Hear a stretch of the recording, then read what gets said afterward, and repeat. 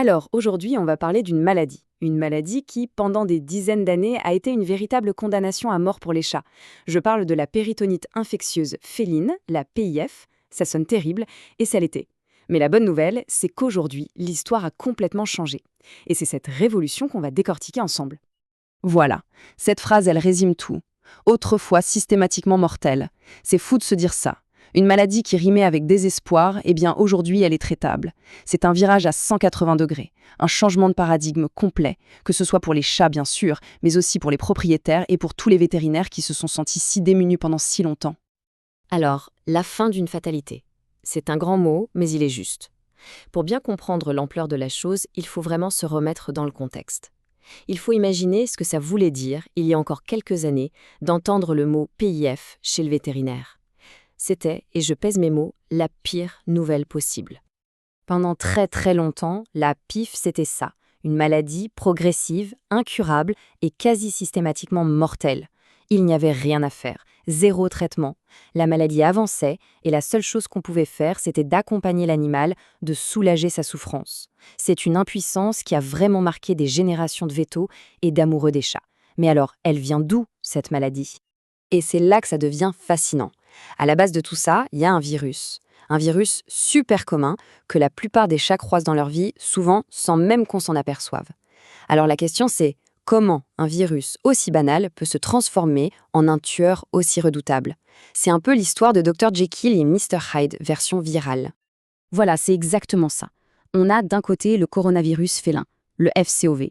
Lui, il est hyper répandu, on le trouve partout, jusqu'à 90% des chats en refuge l'ont. Et le plus souvent, il ne fait rien de grave, peut-être une petite diarrhée, et encore. Et de l'autre côté, on a sa version mutée, le virus de la PIF. Lui, il change complètement de stratégie, il ne s'attaque plus à l'intestin, mais aux cellules immunitaires.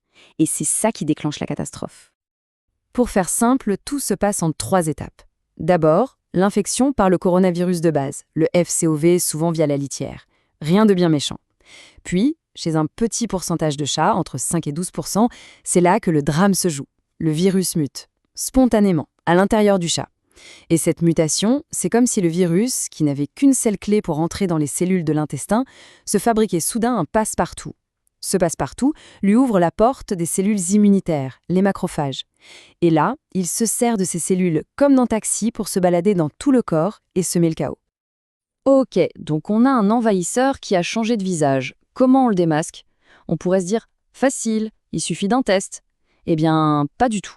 En réalité, poser un diagnostic de PIF, c'est un vrai travail de détective. Et c'est ça, toute la difficulté pour les vétérinaires. Comment diagnostiquer une maladie qui peut prendre autant de formes différentes? La PIF est un caméléon. C'est pour ça qu'il n'y a pas un test unique qui dirait oui ou non. Le vétérinaire doit absolument rassembler tout un tas d'indices pour construire son dossier.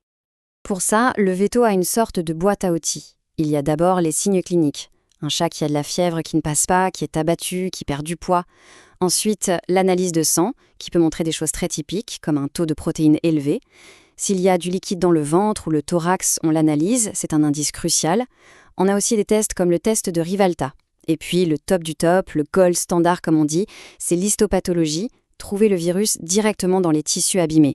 Bref, chaque élément est une pièce du puzzle. Et comme si ce n'était pas assez compliqué, cette maladie se présente sous 2 formes principales. C'est ce qui explique pourquoi les symptômes peuvent être si différents d'un chat à l'autre. On a donc la forme humide ou effusive. Là, les vaisseaux sanguins sont enflammés et ils fuient. Ça provoque une accumulation de liquide, souvent dans le ventre ou la cage thoracique. C'est souvent la forme la plus visible. Et puis, il y a la forme sèche ou non effusive. Celle-là, elle est beaucoup plus sournoise. Le virus crée des petites zones d'inflammation, des granulomes, un peu partout dans les organes. Et là, les symptômes peuvent être très vagues ou alors neurologiques ou oculaires. C'est une progression beaucoup plus lente et difficile à pincer. Bon, on a planté le décor, un virus mutant, un diagnostic compliqué, une maladie terrible, et maintenant, on arrive au tournant de l'histoire. Le moment où tout bascule. La révolution des antiviraux, un traitement qui, pour la première fois, ne se contente pas de bricoler avec les symptômes, mais qui va directement s'attaquer au cœur du problème, le virus lui-même. Alors, comment ça marche ce traitement miracle? Le médicament, comme le GS 441-524, est ce qu'on appelle un analogue de nucléoside. En gros, c'est un saboteur. Imaginez que le virus, pour se copier, a besoin d'assembler des briques, son ARN. Eh bien, le médicament, c'est une fausse brique. Elle ressemble au vrai, le virus la prend et l'intègre dans son mur, sauf que cette brique est piégée. Elle bloque la suite de la construction. La chaîne de montage s'arrête net, le virus ne peut plus faire de copie. C'est aussi simple et génial que ça. Par contre, attention, ce n'est pas un sprint, c'est un marathon. Le traitement recommandé, c'est au minimum 84 jours, 3 mois, tous les jours. C'est long, c'est un vrai engagement, mais c'est absolument crucial pour être sûr d'éradiquer le virus de partout, et surtout pour éviter une rechute. Et les résultats, regardez ça. Avant ces antiviraux, le taux de survie était de moins de 5%. C'était une condamnation, point. Avec le GS 441-524, on passe à plus de 85% de survie. Plus de 85%, c'est juste spectaculaire. C'est sans doute l'une des plus grandes avancées de toute la médecine vétérinaire de ces dernières années. Alors oui, c'est un espoir immense, on a enfin une arme efficace. Mais la question qui reste, c'est est-ce qu'on peut faire quelque chose en amont? Est-ce qu'on peut empêcher tout ça d'arriver? Parlons un peu de prévention. Bon, il faut être clair, la mutation elle-même, ce coup de malchance, on ne peut pas l'empêcher. Par contre, on peut agir sur le virus de base, le FCOV. L'idée, c'est de limiter sa circulation, surtout quand on a plusieurs chats.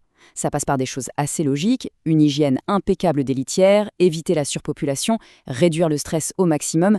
Moins le virus circule, moins il y a d'occasions pour lui de muter. Ah, et pour le vaccin qui existe, son efficacité est assez débattue, donc il n'est pas vraiment recommandé en routine. Et voilà le message clé à retenir de tout ça. Le pronostic de la PIF est passé de sombre, pour ne pas dire sans espoir, à favorable. Pour la toute première fois, un vétérinaire peut regarder un propriétaire dans les yeux, poser ce diagnostic terrible et tout de suite après parler de traitement, d'espoir, de guérison. Ça change absolument tout. Et ça nous amène à une dernière question, une question qui va bien au-delà des chats. Cette révolution dans le traitement de la PIF, est-ce qu'elle ne pourrait pas ouvrir la voie à des traitements pour d'autres maladies virales mortelles chez d'autres animaux et pourquoi pas un jour chez l'humain? Le succès contre ce coronavirus félin pourrait bien être le premier chapitre d'une histoire beaucoup plus grande. Une affaire à suivre, assurément. Merci d'avoir été à l'écoute.